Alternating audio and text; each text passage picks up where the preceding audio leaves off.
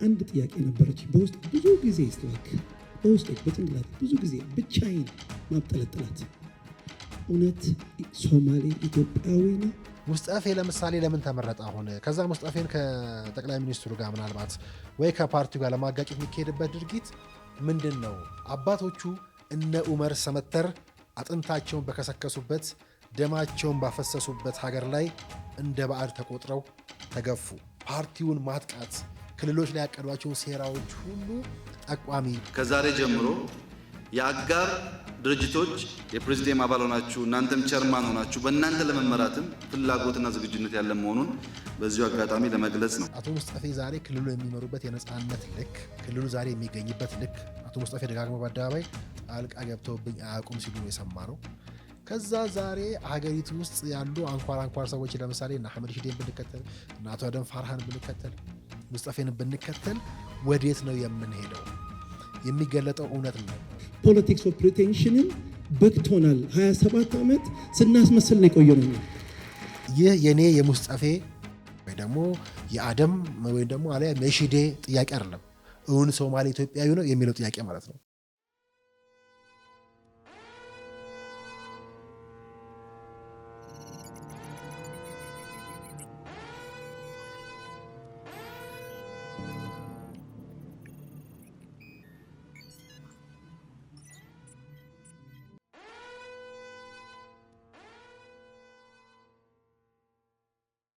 አንድ ጥያቄ ነበረች በውስጥ ብዙ ጊዜ ስትላክ በውስጥ በጭንቅላት ብዙ ጊዜ ብቻዬን ማብጠለጥላት እውነት ሶማሌ ኢትዮጵያዊ ነው? ስለ ሶማሌ ክልል የተሰማው ምንድን ነው? ወይም ደግሞ የሶማሌ ክልል ርዕሰ መስተዳድር ሙስጠፌ ኡመር አሉ የተባለው ምንድን ነው? ሚዲያ ላይ ሰሞኑ የተወራው እውነት ጉዳዩ አዲስስ ነው ወይ? እውን ሶማሌ ኢትዮጵያዊ ነው? የአብይ አብዶና እንዲሁም ሙስጠፌ ወይም ደግሞ እነ ሙስጠፌ አጥቂ ወይስ ተከላካይ በሚል ሰፋ ያለ ቆይታ ዛሬ እናደርጋለን። ውድ የሜዳችን ታዳሚዎች እንደምን ከረማችሁ? ከሜዳችን ጋር እንግዲህ ዛሬ ማብራችሁ እንድትቆዩ እንጠይቃለን። ዛሬ እንግዲህ በስነሳ በጠቃቀስኩት ጉዳይ ላይ ሰፋ ያለ ቆይታ ነው የምናደርገው። ማህበራዊ ሚዲያው እንግዲህ ዋነኛ መፋለሚያ ሆነዋል። አሉ ተባሉ እየተባለ ነው። ለምንድን ነው የሁሉ ጉዳይ የተወራው? እውነት ነው ወይ የሚለውን ጉዳይ ይዘን በብዛት እንግዲህ አሉ ተባሉ ከሚባለው ወጣ ብለን ጉዳዩ እየታየ በአይናችን እያየን እየገለጠን እየመረመርን ካልታየው ከሚስጥራዊ ሰነዶቻችንም መረጃዎቻችንም ጭምር እየመዘዝን በስፋት እናየዋለን። ይህን ጉዳይ እንግዲህ እንደምታውቁት እንግዲህ የኢትዮጵያ ፖለቲካ እጅ ብቻ ሳይሆን በእጅም በእግርም የምናቦካው ለዛ ያጣ ማስረጃም እውነትም ማንነትም የጠፋበት ፖለቲካ እየሆነ ነው እና እስኪ በተቻለ መጠን በሰውኛ ቋንቋ ለማውራት በሰውኛ ለመግባባት እንሞክራለን። ዛሬ እንግዲህ ከ6 ምናልባት እውነት ኢትዮጵያዊ ነው ብለን ጠይቀናል። እሱን እንመልሳለን። ግን ከዛ ባለፈ በቅርቡም እንዲሁ ከአሁኑ ቀድሞ እንዲሁ ሙስጠፌ በቢቢሲ ላይ ይመስለኛል አሁን በተሻለ ኢትዮጵያዊነት የተሰማው ነው ብለው የሶማሌ ክልል ሕዝብ ስለዛ ሲያወሩ እንዲሁ በተመሳሳይ ደንግጠን ነበረ። ግን ለምን ደነገጥን? ይሄ ድንጋጤያችንስ ከየት የመጣ ነው? እውነትም ምናልባት ፖለቲካውን በአግባቡ ካለመረዳት የመጣ አይደለም ወይ? የጉዳዩ ምንጭስ ሲመረመር ወዴት ይወስደናል የሚለውን እንድንጠይቅ የሚጋብዝ እነኚህም ምናልባት አሁን ከተነሳው ውዝግብ ቀደም ብሎ ወደዛ ሄደን እነኚህ ጉዳዮች እንድንመረምር የሚጋብዝ ጉዳዩ ግን እንዳልኩት እውነት አዲስ ነው ወይ ለኛ? በተለይ የኢትዮጵያ ፖለቲካ ውስጥ የኢትዮጵያን ፖለቲካ ለምንከታተል ሰዎች የኢትዮጵያን ፖለቲካ እንከታተላለን ለምንል ሰዎች አሁን ተሰማ የተባለው ጉዳይ አዲስ ነው ወይ? ለምንስ በዚህ ደረጃ ተራገበ የሚለውን መልስ እንግዲህ እስከ ጥግ ሄደን ለመፈለግ እንሞክራለን። ማስረጃዎቻችንን ለማየት እንሞክራለን። ለማንኛውም ግን ጉዳዩ እንዳልኳችሁ የጋዙና የጋዝ ላይቱ ነው። ያው እንግዲህ የጋዙን ጉዳይ እናቆየው ከራሱ ከክልሉ ጋር የሚያዝ ጉዳይ መሆኑ እንደተጠበቀ ሆኖ ግን ያው ከዚህ በፊት ቀደም ብዬ እንዳነሳውላችሁ ስለ ጋዝ ላይቲንግ ሳወራችሁ ነበር እና ያው እንግዲህ የዚህ የክላሲክ ሲኒማው ማለት ነው የእንግሊዙን ከዘመናዊ ሳይኮሎጂ ደግሞ ከስነ ልቦና ጋር የሚያገናኘውና ምናልባት የግሪጎሪ አንቶንና የፓውላን ታሪክ የሚያሳየው እንደ ሁነኛ የማጭበርበሪያ ታሪክ ተደርጎ የሚወሰደው የድራማ ስልት ማለት ነው። በኋላም ይሄ ወደ ሚዲያ ጦርነት አድርጎ ለሚዲያ ጦርነት ስልቶች የምንጠቀምበት ማለት ነው እና ይሄ አንድን ሰው አንድ ነፍሰ ገዳይ አዳይ ነኝ ብሎ ነፍሰ ገዳይ ባል ነኝ ብሎ የመጣበት ድራማ ላይ የምናየው በእውኑ የሚገለጥበት ከዛ ይሄ አደገኛ የማጭበርበር ቴክኒክ ተብሎ ሊወሰድ የሚችል ማለት ነው። ወደ ሚዲያው ወደ ስነ ልቦና ጦርነቱ ስናመጣው በጣም ሁነኛ የማጭበርበሪያ ስልት ተደርጎ ሊወሰድ የሚችል ሁነኛ የመክሰሻ መንገድ አድርገው የሚወስዱት ማለት ነው። ስለዚህ ይሄ ሰለባውን ተጠቂው መወንጀል፣ ትርክት ማዛባት፣ መረጃ ማጥለቅለቅ ከዛ መጨረሻ ላይም እንግዲህ የጋራ እውነትንና ሀገርንም ጭምር እየገደሉ መሄድ የሚባለው ነው። እንግዲህ የጋዙን ጉዳይ ከሶማሊያ ጋር ስናያይዘው ከዛ የጋዙ የነዳጅ አምራች ሀገራት ታሪካዊ ጠላት የምንላቸው የሚልኩብን በእርግጥ ታሪካዊ ጠላቶች የሚባሉ አሉ ወይ? ሰሞኑ ክቡር አቶ ሬድዋን አምባሳደር ሬድዋን ሁሴን በጣም ያነሱት ሁነኛ አባባል አለ። ደርዘን እናስመስላችኋለን እና በግልጽ አንጠራቸውን ብለዋል። ራሱን ችሎ ስለሚሄድበት ነው እና ማንኛውም እነሱ የሚልኳቸው የሚከፍሏቸው የጋዝ የነዳጅ ላኪዎች የሚልኳቸው ዓለም ላይም ያለው እሱ ጉዳይ እንዳለ ሆኖ ግን እቺ የጋዝ ላይ ቴክኒኳን ወስደን ስናያት ለፓርቲ ፖለቲክስም ለፌዴራሊዝም ላይ ለሚነግደው ኃይልም እንዲሁም አሁን ከሶማሌ ክልል ፕሬዚዳንት ጋር አያይዘው ካነሱት ጉዳይ ጋርም ሊያያዝ የሚችል ማለት ነው። የቀድሞውን ኢህአዴግ የሚባለውን ፓርቲ ግንባር ስናነሳ የእኩልነት ማዕረግ፣ የክልልነት ማዕረግ፣ የአቻነት ማዕረግ አይገባችሁም ብሎ ያባረራቸውን እድል የነፈጋቸውን ሰዎች በኋላ ከስልጣን ሲወርድ የስድብ ፋብሪካ የሚዲያ ፋብሪካ ከፍቶ በቅናት በእብሪት በትዕቢት በክፋት ዘመቻውን የጀመረበት መንገድ ማለት ነው። ጋዝ ላይቲንግ ቴክኒኩ እሱ በብሔሮች ላይ በክልሎች ላይ ሲያደርግ የነበረውን መልሶ ሌሎች እንደመጠቀም ማለት ነው እና ይሄና ሌላም አሁን የምናየው በሙሉ ዘመቻ ከዚህ ጋር ሊያያዝ የሚችል የጋዝ ላይት ቴክኒክ ብለን ልንጠራው የምንችለው ምናልባት አሁን ዛሬ የምናነሳው ጉዳይም አሁን ወደማነሳቸው እያንዳንዶቹ ጉዳዮች ይወስደናል። ግን ምናልባት አሁንም ከ6 ዓመት ምናልባት በፊት አይደል ይሄ ግንቦት 2012 ላይ ወጣ ይሄ ሀሳብ ሜዳ ዲጂታል መጽሔታችንን ታውቁታላችሁ ብዙዎቻችሁ ብዬ አስባለሁ።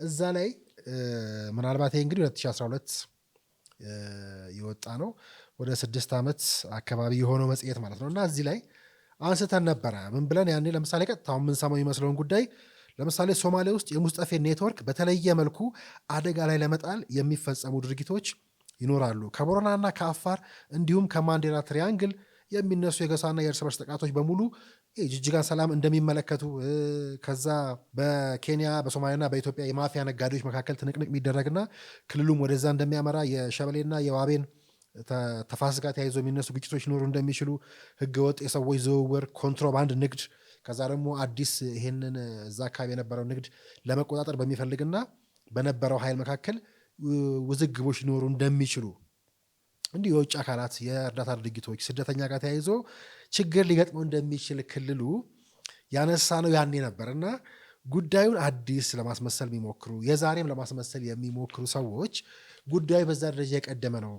በዛ ደረጃ የቀደመ መሆኑ ብቻ ግን አይደለም የሚገርመው አሁንም እነኚህ ጉዳዮች ተጠናክረው የሚቀጥሉ ሙስጠፌ ለምሳሌ ለምን ተመረጠ? አሁን ከዛ ሙስጠፌን ከጠቅላይ ሚኒስትሩ ጋር ምናልባት ወይ ከፓርቲው ጋር ለማጋጨት የሚካሄድበት ድርጊት ምንድን ነው?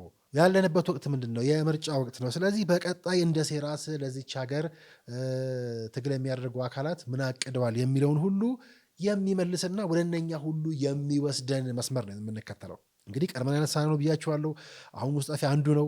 ከዛ በኋላ እዛው እንኳን ዝም ብለን ዛሬ በምንሄደው ለምሳሌ ሙስጠፌን፣ አቶ አደም ፋራህን፣ ከዛ በኋላ አህመድ ሺዴን እንዲሁና ወላርባንም እያደረግን ብንከተል ፓርቲውን ማጥቃት ክልሎች ላይ ያቀዷቸውን ሴራዎች ሁሉ ጠቋሚ፣ በኢኮኖሚ ረገድ ምን አስበዋል፣ በፓርቲ ውስጥ ያለውን መተማመን ለመፍጠር ምን አስበዋል፣ በኢኮኖሚ ረገድ ምን አይነት ሳቦታጆች አስበዋል የሚለውን ሁሉ የሚጠቁም ግን ቅድም እንዳልኩት ለምሳሌ ጋዝ ላይ ቴክኒኩ በጣም ያረጀ ባልነን ብለው የሚመጡ ብሎች ወይ ደግሞ አዲስ ነን ብለው የሚመጡ አሮጌዎች በአሮጌ ሴራ የሚፋለሙ እኛን መስለው ወክለው የሚጫወቱትን ጭምር የሚወክል ነው። ጋዝ ላይቲንግ ቴክኒኩ አሁን የጀመረ ሳይሆን አሁን በቀጣይ የምናያቸው ሰሞኑ ያሉ ድለቃዎችን ሁሉ ከዚህ ጋር አያይዘ ልናያቸው የምንችላቸው ግን ቅድም እንዳልኳችሁ ቀጥታ ሙስጠፌን ብቻ አይደለም ክልሉን ብቻ አይደለም እያንዳንዱ ክልል ላይ ሌሎች ክልል ላይ አካባቢ ላይ ቀጠናው ላይ ምን ሊፈጠር ይችላል በተለይ አሁን ባለንበት ወቅት ጉዳዩ ከምርጫም ጋር ተስፋ ከመቁረጣቸውም ጋር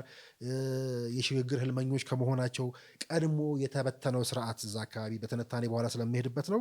የዛ አካላት ወይ ደግሞ ያ ጥቅም የቀረባቸው ከቤተ መንግስት ከተባረረው አካል ጋር የጥቅም ትስስር ያላቸው እሱ በመኖሩ የሚጠቀሙ እሱ ሲሄድ ደግሞ በአቋራጭ ስልጣን ላይ መውጣት የፈለጉ ኃይሎች ጋር በሙሉ የሚያያዝ ጉዳይ ያለው ነው።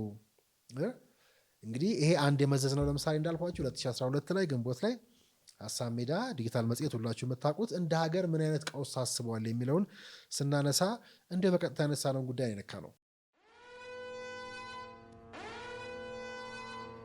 አሁን እየተካሄደ ያለው ጉዳይ ምንድን ነው?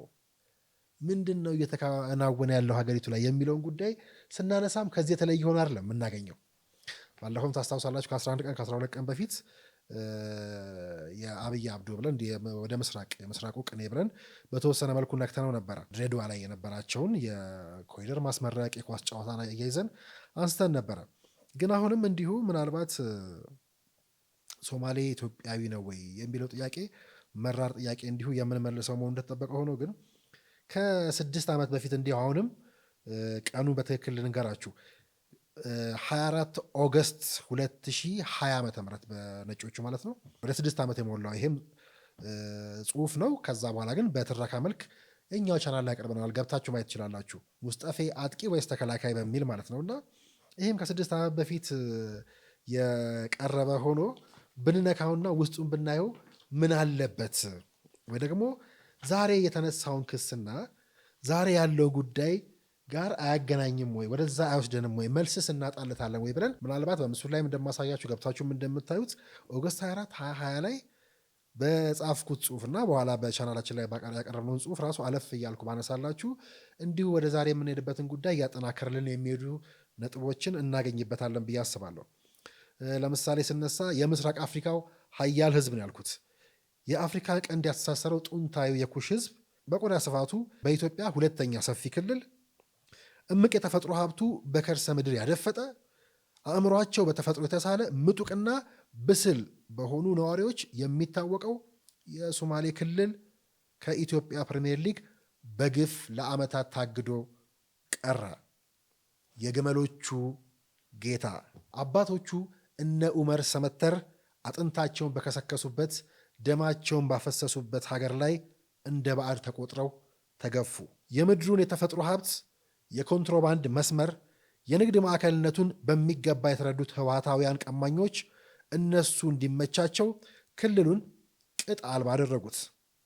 ለእነሱ ታማኝ የሆነና በአካፋ ሲዝቁ በማንኪያ እየዘገነ አመስጋኝ ለሆነ ማፊያ የክልሉን ፕሬዚዳንትነት ሰጡ። በኢትዮጵያ ደረጃ ታይቶ የማይታወቅ እጅግ አደገኛ መሳሪያ የሚታጠቁ ልዩ ኃይል አደራጅተው የአናሳ ሀገርነት ስሜት በክልሉ አሰረጹ። ህዝቡን የበይ ተመልካች የሚያደርግ የኢኮኖሚና የፖለቲካ መዋቅር ዘርግተው በእፎይታ ተደላደሉና መቁጠር ሆነ ስራቸው። ይህንን ግፍ አልታገስም ያለውን ሁሉ እየረሸኑና በጅምላ መቃብር ጠቀጠቁት። የነዳጅ ሀብት ያበለጸገውን ምድር በሰው ደም አረከሱት። ክቡር የሰው ልጅ እንደ ቅጠል እየረገፈ እንደ አውሬ ተጠርጎ አፈር ተጫነበት። ከዚህ ዝቅ ያሉትን ሁሉ ጓንታናሞ ቤይን በሚያስንቁ አሰቃቂ የጨለማ ወህኒ ቤቶች ውስጥ ፍርዳቸውን እንዲቆጥሩ ለአካላዊና ስነ ልቦናዊ ጉዳት እንዲጋለጡና እንዲታመሙ ተደረገ። የቀሩት በኦብነግ አባልነት እየተፈረጁ የጥይትና የስደት ሲሳይ ሆኑ።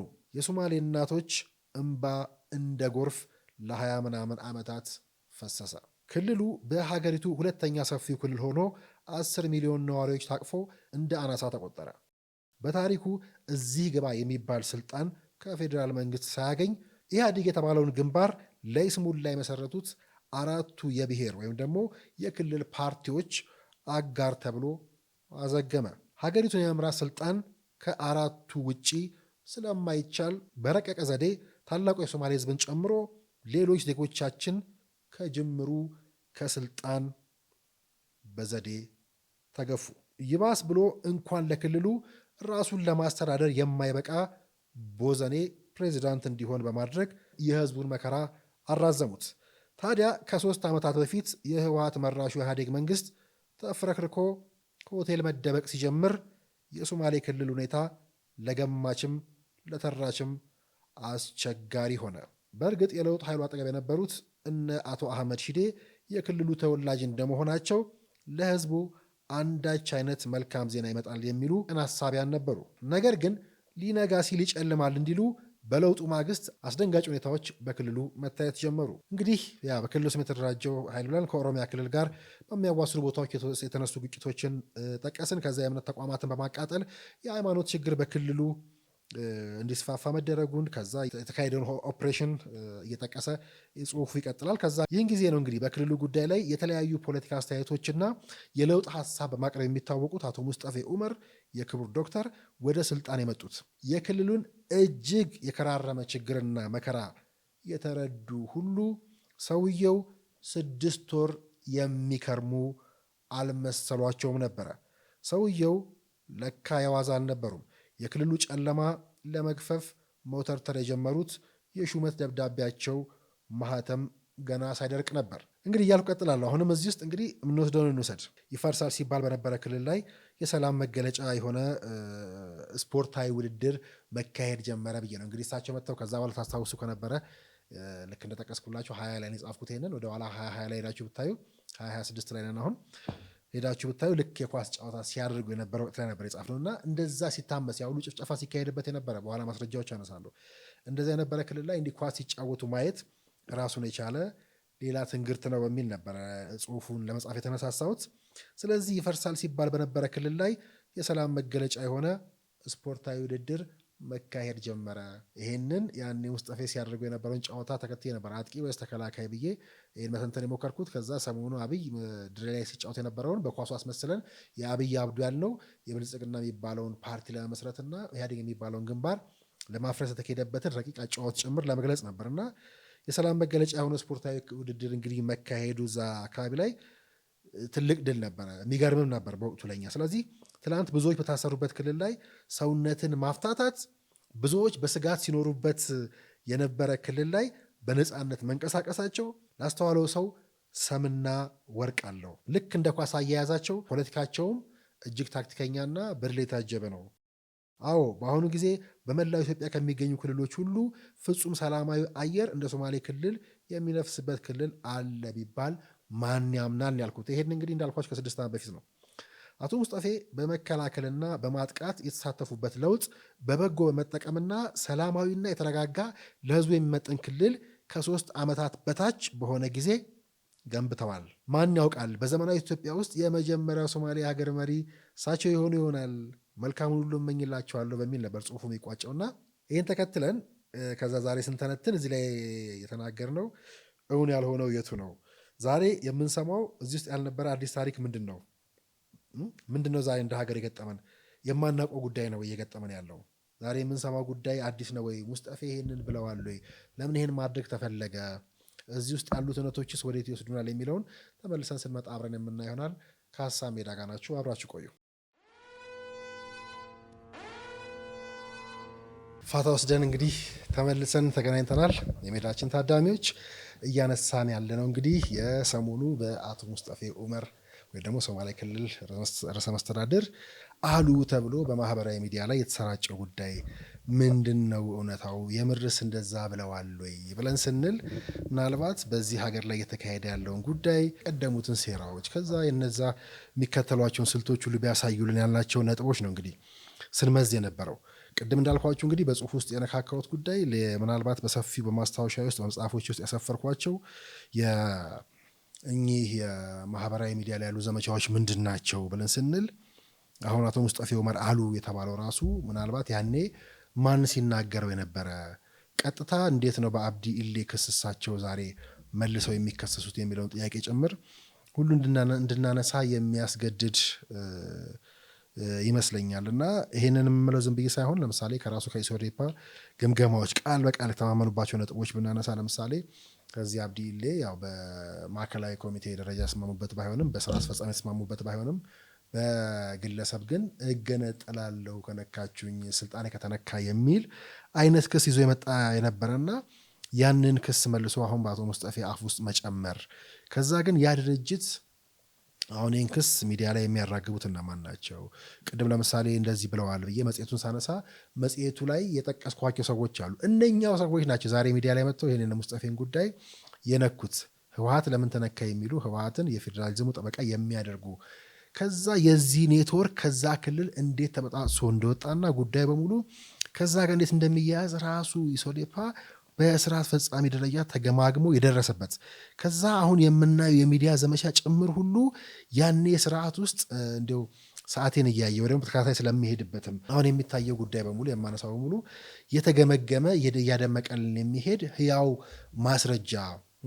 ለምሳሌ ኮምፒውተር መጠቀም የማይችለው ከዛ በአማርኛ ቋንቋ በዛ ደረጃ መጠቀም የማይችሉ ግን ያኔም ማህበራዊ ሚዲያ ለውጡ እንደመጣ ይሄን ዘመቻ በስማቸው በስራ አስፈጻሚ በፕሬዚዳንቱም ስም ይመሩ የነበሩት እነማን ናቸው ብለው የሚጠይቁና ግምገማ ላይ የተማመኑባቸው ጉዳዮች ማለት ነው።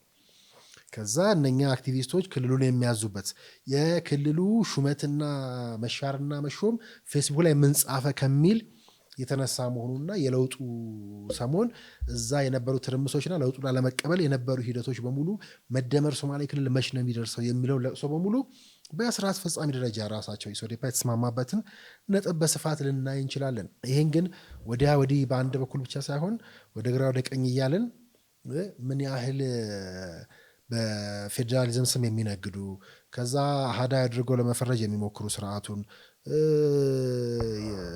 የብሔሮች ጠበቃን የሚሉ ሰዎች ምን ያህል ለዛም ደግሞ አሁን ካለው ስርዓት ህወሓት ይሻላል ወያኔ ትሻላለች ብለው እሷ ለምን ተባረረች ብለው ከእሷ ጋር የወገኑ ኃይሎችን በሙሉ ስንከተለው ደግሞ እሷ ማናት ብለን ስንመረምር ያነሳሁት ጉዳይ በሙሉ የምንመለስበት መሆኑ እንደተጠበቀ ሆኖ አሁን ሙስጠፌ ቢቢሲ ላይ በቅርቡ ከሁለት ወር በፊት አሁን የተሻለ ኢትዮጵያዊነት እየተሰማው ነው ሶማሌ ህዝብ ሲሉ እንዲሁ መነገጃ ሊሆኑ ሞክረው ነበረ። ግን ለምን ደነገጥን ብለን ከጠየቅን እውነት ሶማሌ ግን ኢትዮጵያዊ ነው የሚለው ጥያቄም እንዲሁ ያስደነገጠን ሰዎችና ያ ጥያቄ የተጠየቀበትን ጊዜ አሁንም እንዳስታውስ ያስገድደኛል። እንግዲህ ይህ የኔ የሙስጠፌ ወይ ደግሞ የአደም ወይ ደግሞ አለያ የሺዴ ጥያቄ አይደለም። እውን ሶማሌ ኢትዮጵያዊ ነው የሚለው ጥያቄ ማለት ነው። ወቅቱንም ካየን የዛሬ ወይ ደግሞ ድንገት ተጠየቀ ጥያቄ አይደለም። የዛሬ ዓመትና 2 ዓመት ተጠየቀ ጥያቄም አይደለም። ከ7 ዓመት በፊት ለውጡ በመጣ የመጀመሪያዎቹ 3 እና 4 ወራት የተጠየቀ በጓዳ በሹክሹክታ ሳይሆን በአደባባይ በሺዎች የሚቆጠሩ ምሁራን ባሉበት ለጠቅላይ ሚኒስትሩ በቀጥታ የተሰነዘረ ጥያቄ ነው። አንድ ምሁር የሶማሌ ምሁር እንዳሳያችሁ በመነሻችን ላይ አሁንም እንደማሳያችሁ አንድ ጥያቄ የሚመስል ግን ብዙ ጊዜ በውስጤ የምብሰለሰልበት ወይ ደግሞ አሁን ከተያዙ አይነት ክሶች አሁን ስለ ሙስጠፌ ይመስላችኋል፣ ስለ ሶማሌ ክልል ብቻ ይመስላችኋል፣ ወይ ደግሞ አዲስ ክስ ይመስላችኋል።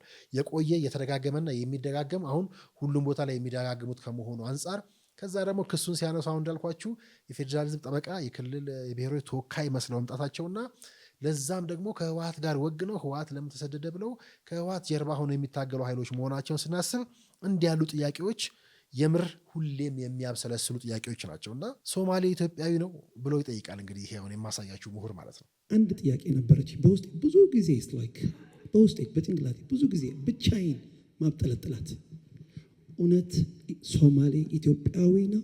እውን ክቡር ጠቅላይ ሚኒስትር ይላል አንድ ጥያቄ ብዙ ጊዜ በውስጤ የምብሰለሰልበት ይላሉ።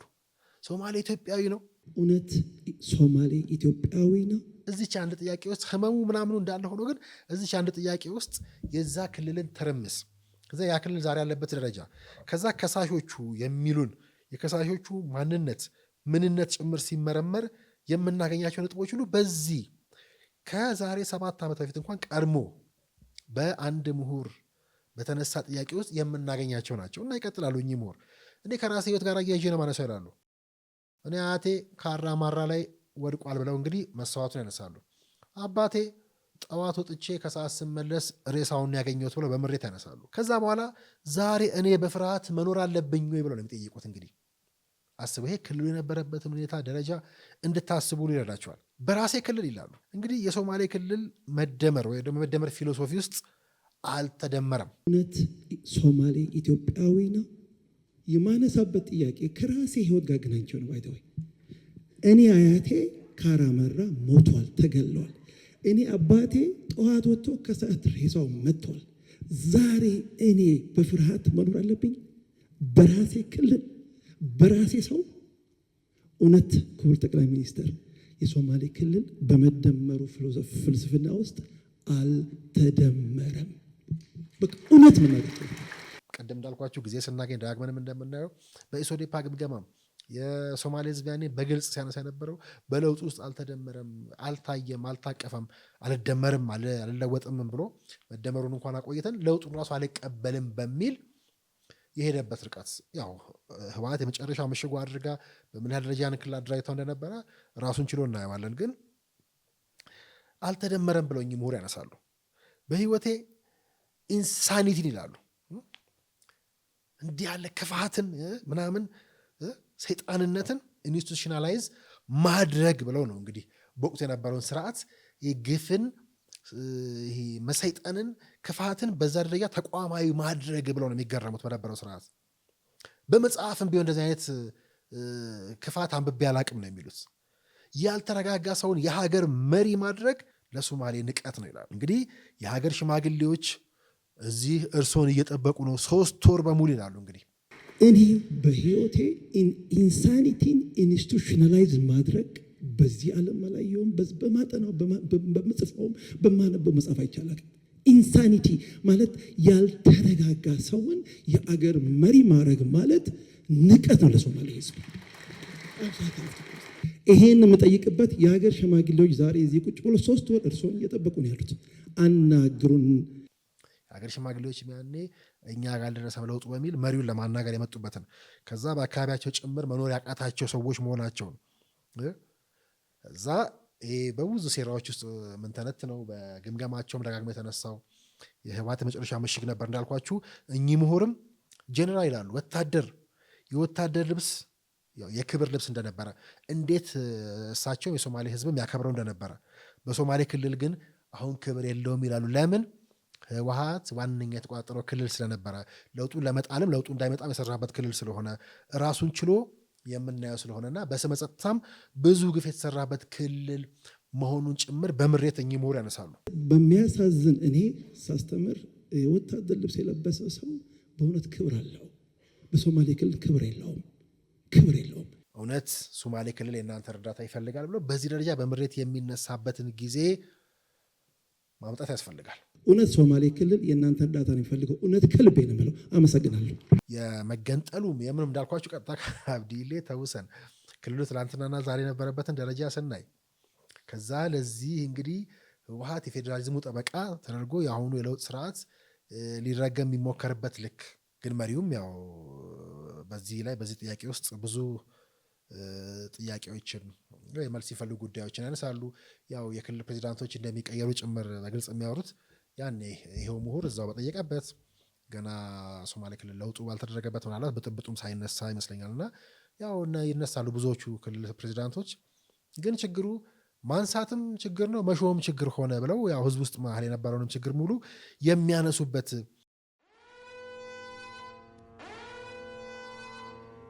ከምንም በላይ ግን ከገባን መደንገጥ ያለብን ይሄ የተነሳው ጥያቄ እውን ሶማሌ ኢትዮጵያዊ ነው ወይ የሚለው ጥያቄ የክልሉ የነበረበትን ደረጃ በምን ያህል ደረጃ እንደሚገልጽ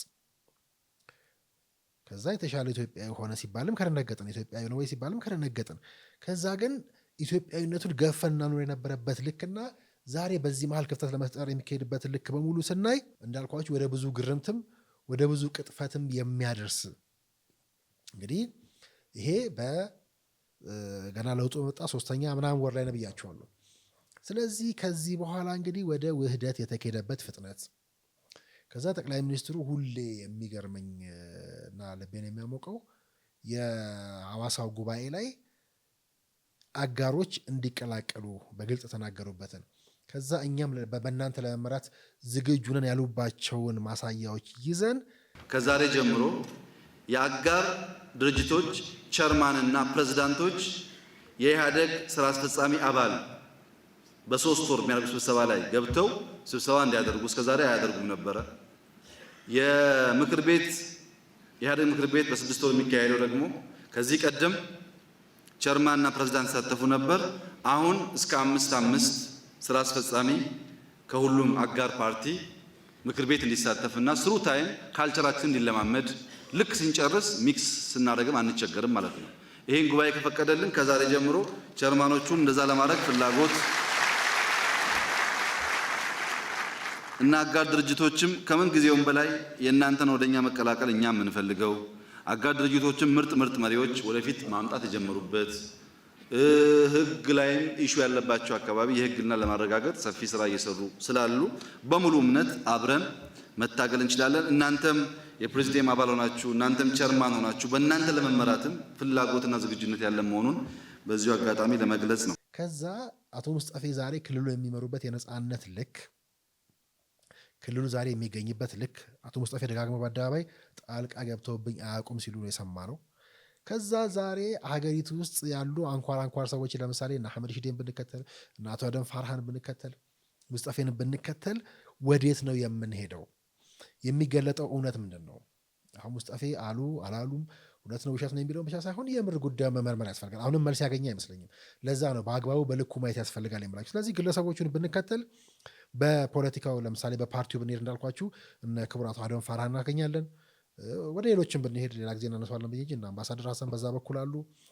በሌሎች አጋር የነበሩ በኋላ አባል ሆነው ግን አሁን በሚገርም የፓርቲ ስራዎች ውስጥ አለቃ የሆኑ ማለት ነው። ቅድም ከ26 ዓመት ነው 5 ዓመት በፊት ጻፍኩት እነ ሙስጠፌ አጥቂ ወይስ ተከላካይ ባልኳችሁ ላይ ምኞቴን ምናልባት እነኚህ ሰዎች መሪ ሆነው ነገና ይሆን ዛሬ አደም ፋራ የፓርቲው ዋነኛ ቁልፍ ሰው ናቸው። እሳቸውን ለማግኘት የማይረባረብ የፓርቲ የፖለቲካ ሰው የለም። የብልጽግና ፈላጭ ቆራጭ ዋነኛው ሰው እሳቸው ናቸው። መሪው ጠቅላላ የፖለቲካ ጉዳያቸው የሰጧቸው ሰው ናቸው። እንዲሁ ከዛ ወጣ ብለን በኢኮኖሚ ብንከተል እንዳልኳቸው አሁን ቀጣዩ ሴራም እንዲሁ ከብልጽግናን ከማጥቃት ብልጽግናን ሲያጠቁ እነ ፋራህና መሰሎቻቸው ሌሎችም ከሌላም አካባቢ የሆኑትን ማጥቃት ከዛ ኢኮኖሚ ጥቃት ነው ብያቸዋለሁ። እነ አደም እነ ሺዴን ታርጌት ያደርጋሉ ቀጥለው። ከዛ እነ ሺዴን እንዲሁ ከባንክ ገዢዎቹ ጋር ከነ ዶክተር ኢዮብ ጋር እውነታውን ግን ስናይ ደግሞ ሌላ በእነኝህ ሰዎች መካከል ያለው ጠንካራ ጥምረት አለመች ብሏቸው ጠላት ቀጣይ እንዲህ አይነት ሴራዎች እንደሚሸርብ የምናይበት ግን ከነ አይኤምኤፍ እስከ ወርልድ ባንክ እስከ አፍሪካ ዴቨሎፕመንት ባንክ እነ ኤግዚም ባንኮች ድረስ በለውጥ ውስጥ የተጫወቷቸው ሚና ቁልፍ ሰው መሆናቸው ከእሳቸው ቢሮ የማይደርስ እሳቸው ቢሮ የማይጠና ጉዳይ ፈጽሙልኝ የማይል ባለስልጣን የሌለበት የምር ዘርፉን የሚመሩበትን ማንሳት እንችላለን። ከነበረ ወደዚህ እናምጣ። ክልልም ስናይ ሙስጠፌ እንደ አንዱ ማሳያ አድርገን ወደ ሁሉም ልንሄድ እንችላለን።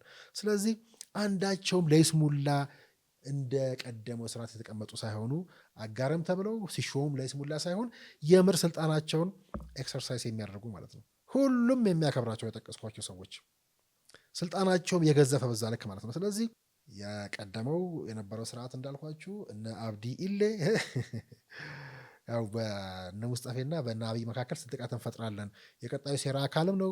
ባለፈውም በመጽሔትም ጻፍ ነው እንዳልኳችሁ ሲሰራበት የኖረ መሪውን ከሁነኛ የአመራር ላይ ካሉ ሰዎች ጋር ማቃቃር በየዘርፉ ስንጥቃት ማስፋት አልሳካ ያለውን ስርዓት የመጣል መንገድ ለመሄድ የሚጠቀሙበት አንዱ መንገድ ሆኖ አሁን በማቃቃር ማን ነው የሚጠቀመው? እና አብዲሌ ትዝ አይላችሁም ወይ? እስር ቤት ሆነው ለነ ኢቢሲአር አሁን የእስር ቤቱ አያያዝ አሪፍ ነው ምናምን ብለው ለመስከር ሲጋፉ የነበረበትን ጊዜ አስቡ። ንጽጽሩን በዚህ ሁለቱ መሀል መለጠጥም ያስፈልጋል። ትከሻ ለማለካካት የሚሞከርበት ልክና ከዛ አሁን በሙስጠፌና በቀደመው ስርዓት ውስጥ ክልሉ ያለበትን ደረጃ ከሰላምም ከልማትም ከምንም አንጻር ብናየው በብዙ ጉዳይ የሚገለጥ በራሳቸው አንደበት እኛ ጣልቃ ገብተን ሳይሆን በራሳቸው አንደበት እንዲው ስጽፈው እንዳልኳችሁ ሰፊ ድርሳን ነው። የአጋሮች ማስታወሻ በተለይ ብዬ ማነሳው ሰፊ ድርሳን ነው። እሱ ላይ ቢፈቅዱልንና ብናነሳው የምናየው በርካታ ጉር ጭምር ያለበት ግን እንዲው ፖለቲካው እንጨት ብቻ እንዳይለብን እንዲው ደረቀ ከተባለም ራሱ ሊደርቅም ስለሚችል በዛ ልክ እንዳልኩት ይሄን ጉዳይ ከዚህም ማሻግረን እንዲው እየተንቀሳቀስን ፌዴራሊዝሙን እንዲው ይበልጥ እናርምቀው ካልን ብልጭልጭን ፌዴራሊዝምም እየተንቀሳቀሰን ከቤተ መንግስት እስከ አፋር ከቤተ መንግስት እስከ ሶማሌ ክልል ከቤተ መንግስት እስከ ሐረር እንዲሁ ቤንሻንጉልም ጋምቤላም ድረስ እየሄድን እንየው ብንል ሌላ የምናደምቀው እውነት በከሳሾቹና በሚከሰሱት መካከል ያለውን ልዩነት እያደመቀ የሚሄድ አሁን ሰሞኑ የተወራው ብቻ ሳይሆን አሁን ያሳየናችሁ ማሳያ ምን ያህል የነበረውን ስርዓት ክፋት እንደሚያስረግጥልን ጭምር የምናይበት ነው። ከሀሳብ ሜዳ ጋር ነው ያላችሁት። የአጋሮች ማስታወሻ እንግዲህ አሁን የአገር ማስታወሻ ብዬ ነው ቀይሬዋለሁ። እያደመቅ ነው የምንሄድ እየተንቀሳቀስን የምናየው በብዙ ማስረጃዎች የምናደምቀው እውነት ነው የጀመርነው። ደጋግመን የምንሄድበት ከሀሳብ ሜዳ ጋር ናችሁ። አብራችሁ ቆዩ።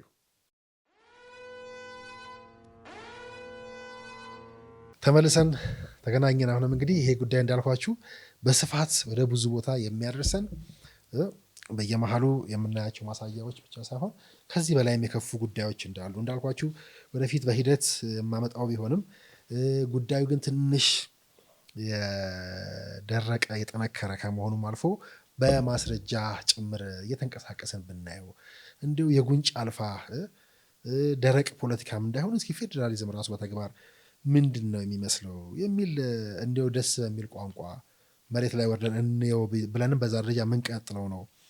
ግን ይሄ ሶማሌ ክልል ላይ የነበረውን ችግር ስፋትና ክፋት ስናይ የጠነሰሰውን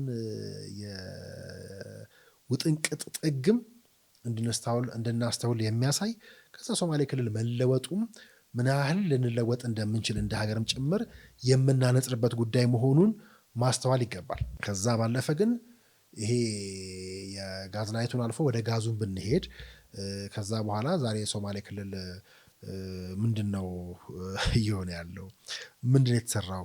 የተለወጠበት ልክ በፌዴራል መንግስት ደረጃ የጋዙ ፕሮጀክት፣ የማዳበሪያው ፕሮጀክት እነኚህ እጅግ በጣም የሚያስደነግጡ የጉባ እስከ ጎዴ ብናይም ልክ ለምሳሌ በማመስገን በእርካታ ስምም ሊከሰሱ የተሞከረበት እንዳልኳቸው ከሳሾቹ ምናምን አንዱ ናቸው። ትላንትም ዛሬም የወያኔ ልጆች ናቸው እና አብይ አህመድ መች ነው ረክተው የሚያውቁት? ለምሳሌ በማዳበሪያ ፋብሪካው የጋዙ ከመመረቁ በፊት እኮ ጉባ ላይ ያንን ጉዳይ ሲያበስሩና ጉባን የሚያክል ትልቅ የህዳሴ ግድብን የሚያክል ፕሮጀክት ስናስመርቅ በቃ የዚህኛው ጉዳይ እዚህ ጋር አብቅቷል ብለው ያሉባቸውንና ሌላ እንደዚህ የማይረኩባቸው ማሳያዎች ከዛው እንኳን ወደ ሶማሌ ክልል ቀጥታ ከጉባ ሄደውን ፕሮጀክት እንኳን የጉባ ላይ የተመረቀውን ብንከተል ይህን ማስረጃ የምናገኝበት የተፈለገው እንዳልኳችሁ ስንጥቃቱን ማስፋት የተያዘው የድድ ተረክ ስለሆነ የምላስ ጦርነት ስለሆነ ሳይኮሎጂካል ዋርፌር ስለሆነ የተካሄደ ያለው መነጠል ስለሚያስፈልግ ከዛ እነሱ የሰሩትን ግፍ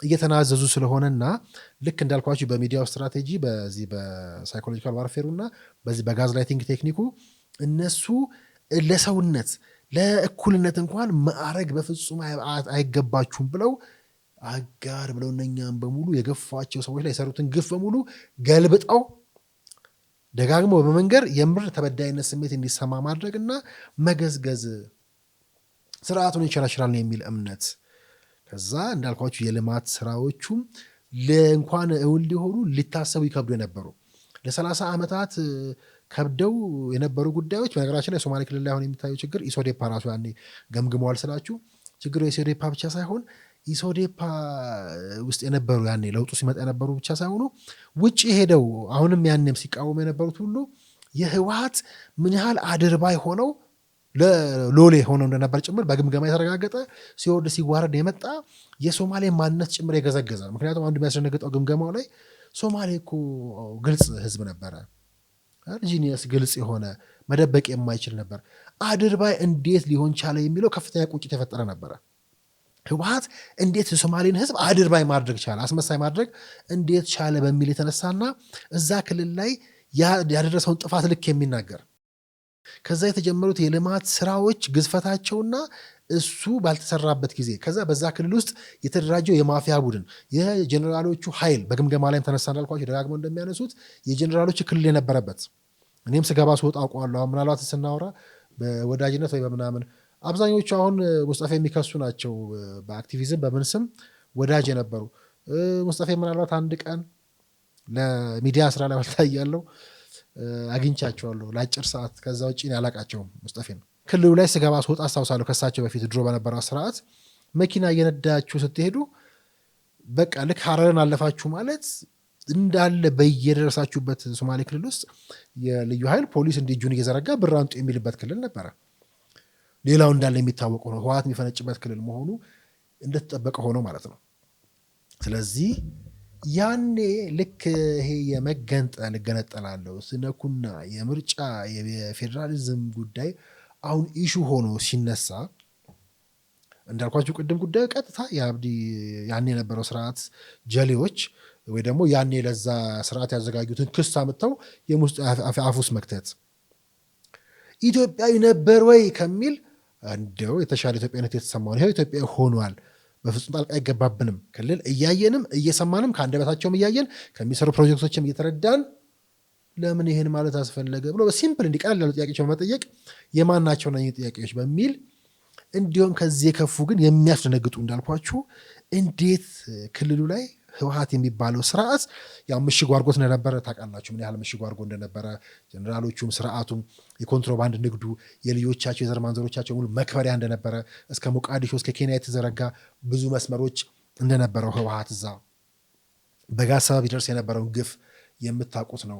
ስለዚህ ኮምፕሊትሊ ከእጃቸው ውጪ የነበረ ክልል መሆኑ የሶማሌ ክልል ከዛ ከየት ወዴት እንደመጣ ስናነጽር ለማስተያየት እንኳን እንዴት ያ ሁሉ ዓመት ያልተቻለ እንዲህ በ7 በ6 ዓመት ውስጥ ሆነ ይበልጥ ብንሰራስ ብለን የምንቆጭበት እንዳልኳችሁ ስራ አስፈጻሚ ሲገመግም በፍጹም ለአካባቢ ማህበረሰብ የማይወስን ያን የነበረው ስራ አስፈጻሚ በፍጹም የሹመትንም የሽረትንም ጉዳይ ወስኖ አያውቅም። እኛ የምንሰማው በአደባባይ ነው።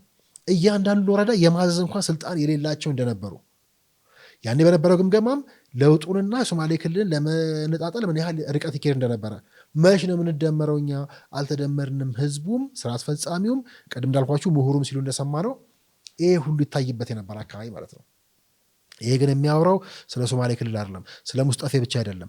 መንዝሩት፣ ይሄንን ወደ ሁሉም የክልል ሴራ ውሰዱት፣ ወደ ሁሉም አመራሮች ውሰዱት፣ ወደ ሁሉም ክልሎች ውሰዱት፣ በየዘርፉ ውሰዱት፣ በአመራሮች መካከል ለመፍጠር የሚታሰበው ጉዳይ ጋር ውሰዱት።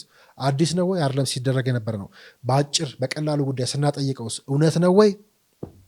እንኳን እውነት አደባባይ ላይ ቆሞ ለማውራት ሞራል የሌላቸው ወይ ደግሞ ለማንጸር እንኳን የማይመች ጉዳይ አደባባይ ላይ ይዞ እንደመዋልም ጭምር ልናየው የምንችለው ነው።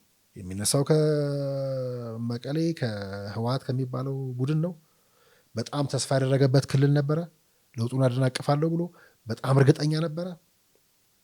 ስለዚህ እንደምታስታውሱት የለውጡ ዋዜማ ላይ ራሱ የኦሮሞና የሶማሌን ህዝብ በማጋጨት ሊፈጥሩ አስቦት የነበረው አሳዛኝ ድርጊት ግን በግምገማውም በስራ አስፈጻሚም እንደተረጋገጠው የሶማሌና የኦሮሞ ህዝብ ለምንድን ነው የሁሉ ዘመን ኖሮ የሚጋጨው ብለው የገመገሙበት አሰቃቂ ድርጊት፣ ከዛ በኋላ ቤተክርስቲያን የተቃጠለበት ያ ቅዳሜው ድርጊት፣ ከዛ ኦፕሬሽን የቀጠለበት ይህ ሁሉ ህወሓት በጣም በእርግጠኝነት የተማመነበት ክልሉ ላይ ሆኜ ለውጡን እጥላለሁ ያለበት እንደምታስታውሱት በ8 ጠቅሳቸው ጀኔራሎችን እዛ ያስቀመጠበት ከሶማሌ ክልል እስከ ሶማሊያ ድረስ ተሻግሮ ቤተ መንግስት በርግደው የገቡ እዚህ ክልሉን ፕሬዚዳንት እዛ ደግሞ የሀገሪቱን መሪ በጥፊ የሚማቱ ጀኔራሎች የነበሩት ህወሓት በቀጠናው ላይም በክልሉ ላይም የሚያስደነግጡ ለማውራት የሚሰቀጡ ግፎች ይፈጸምባቸው የነበሩ አካባቢዎች። ለምንድነው ያን ሁሉ ግፍ የረሳ ነው? ያን ሁሉ ግፍ የተፈጸመውን ግፍ ለምን ቤተክርስቲያን የተቃጠለው? 1954 ምናምን እኮ ቀብሪ ዳር ካልተሳሳትኩ በኃይለ ሥላሴ ጊዜ ቤተክርስቲያን የተገነባበት አካባቢ እኮ ነው። ከዛ እስር ቤት አያያዙ ያ ጓንታናሞ የነበረ እስር ቤት። ስለዚህ ምንም አዲስ ነገር የለውም። ትንሽ ስናጠይቀው ጉዳዩ ከዚህ የሚሻገር ነው። ከሁሉ በላይ ግን የሚያሳዝነው ቅድም እንዳልኳችሁ ሶማሌ ኢትዮጵያዊ ነው ወይ ብሎ በአደባባይ ጠየቁ እንጂ ማህበረሰቡ በዛ ደረጃ እንዲያምን የተደረገ ከኢትዮጵያዊነት ዝቅ አድርጎ የረገጠ የገዛ ኃይል በዚህ 7 ዓመት ውስጥ ድራማቲክ በሚባል ደረጃ ተአምራዊ የሆነ ለውጥ አመጥቶ ሀገሪቱ ላይ ቁልፍ የሆኑ ሰዎች ቁልፍ የሆነ ክልል የራሱን መብት ራሱ የሚወስን ጣልቃ የማይገባበት ክልል መፍጠር ይቻላሉ? ከዛ ቀውስ ራሱ የሚወጣ የማይመስለው ክልል ወጥቶ እዚህ የደረሰባቸውን ተአምራቶች ሁሉ የምናይበት ጉዳዩን ግን በጥንቃቄ ማየት ጉዳዩ የሙስጠፌ ብቻ አይደለም። ጉዳዩ ይሄዳል በየክልሉ ነገ ቤንሻንጉልን አምጥቶ ከመሪው ጋር ወይ ከብልጽግና ጋር የማጣላት ከዛ የኦሮሚያን እንደዛ የማድረግ የጋምቤላ ይቀጥላል። ከዛ ደግሞ በየዘርፉ እንዳልኳቸው የምርጫ ወቅት አይደለ ልክ ያን የተፈጸመው እኮ ነው። ከመስከረም 30 በኋላ ነው ትንታኔ አይደል? አሁን በኋላ የሚቀጥሉ ሴራዎችን እናያቸዋለን። ከመስከረም 30 በኋላ ያሉት ሰዎች ናቸው የሚሉት። አሁንም የምርጫ ሰሞን ነው። ስለዚህ የዚህ ሀገር ላይ ስርዓት አይኖርም፣ በአቋራጭ አሻግሩን የሚሉ ሰዎች የያዙት ትግል የሚጋጋልበት ወቅት ነው ያለንበት። ከዛ ጋርም የሚያያዝ ነው። ለስርዓት አልገዛ ምርጫ አላካሄድም ያለው ህወሓት የሚባለው አካል አለቃቸው ሆኖ ህወሓት የሚባለው አካል ደግሞ በነ ግብፅ ታሪካዊ ጠላቶቻችን እየተጋለበ እነሱ የሚጋልቡት ሌላኛውን ኃይል ቀጠና ላይ ቁጭ አድርገው ኤርትራ ላይ እየተናበቡ የሚሰሩት በዚህ ወቅት የተጠናከረ የሚሄድ በንቃት ልናየው የሚገባ ሌላኛው ቀይ ምዕራፍ ነው። ከዛ ባለፈ ክልሉ ሴንሲቲቭ መሆኑ የጎሳው ጉዳይ እንዳለ ሆኖ ከዛ በኋላ አዋሳኝ መሆኑ እዛ አካባቢ መሆኑ ከዛ ከዚህ በፊት የደረሰበት በደል በልማት የቀረበትና እሱ ለማካካስ የሚሮጥበት ልክ ስንዴው መስሎ ሲታረስ ምናምን ያየንበት ከብት እርባታው ምኑ የተፋፋመበት አካባቢ ከመሆኑ አንጻር የሚያጓጓውና የተጀመረው የነበረው ጋር ስናስተያየው እንደ ሀገር እየሆን ያለ ነው። ይሄን ነው በሁሉም ጉዳይ ላይ የሚነገረን ነገር ሁሉ ስለተነገረ እውነት ነው ወይ? ውሸት፣ ቅጥፈት፣ እብደት፣ ነውር ስለተደጋገመ እንዴት ለመስማት ደፈርን ነው ማለት ያለብን እንጂ እንትና ያለው ጉዳይ እውነት ነው አይደለም ወይ ብለን አደባባይ አመጥተን የነሱን ወሬ ማድመቅና አተካራ ውስጥ መግባት ሳይሆን ከፍ ብሎ ለማየትና ለመታየት መሞከር ነው። ደጋግመን እየመጣን የምንገልጠው ድልብ ጉዳይ ነው የጀመርነው። እንደ ሀገር ተጠናክሮ በየዘርፉ በየብሔሩ በየክልሉ የሚቀጥሉበት በንቃት ልናየው የሚገባ ከምንም በላይ በሚያጓጓ ተስፋ በሚያስደምም መለወጥ ውስጥ የተሻገረና የገባ ክልል የገቡ አመራሮች መሆናቸውን መካድ አያስፈልግም። የምንክደው አይደለም። እመኑ ብሎ እናንተን ለማሳመን መሄድም ነውር ስለሆነ ነው። ቢያንስ በእንዲያው ብዙ በትንሽ የማሳያ ራሱ እንድንደነግጥ ያመጣው ሶማሌ ኢትዮጵያዊ ነው ወይ የሚባልባት ኢትዮጵያ ውስጥ የነበረች ፌዴራሊዝም የሚሉን እሱን ነው። እንግዲህ ከዛ ዛሬ ፌዴራሊዝም ፈረዘ የሚሉን ይህንን ነው። 30 ዓመት 40 ዓመት እንደዛ ነውራቸውን በ7 ዓመት ለማካካስ የተኬደበት ርቀት ማለት ነው። ይሄ ንቀትም ያለበት ነው። ተንታኝ ነው የሚሉ ሰዎችም ሌሎቹም እንደ ንቀት የሚያዩት ከዚህ ባሻገር ከሰሞንኛ ጉዳዮች ከከተሜነት ጋር አሁን በሄሞ ያነሱትን ጉዳይ ብናነሳ ከዛ የአፋር ፕሮጀክቶችን ብናነሳ ከአፋር ፕሮጀክቶች ጋር ተያይዞ እና ሙስጠፌ ያነሱትን የሸበሌንም የሀረርንም ጉዳይ ብንከተል ወደ እነኚህ ጉዳዮች እያደመቁልን የሚሄዱ ናቸው። እሱ እናደርጋለን። አብሮነታችሁ አመሰገንኩ። ሰላም ቆዩ።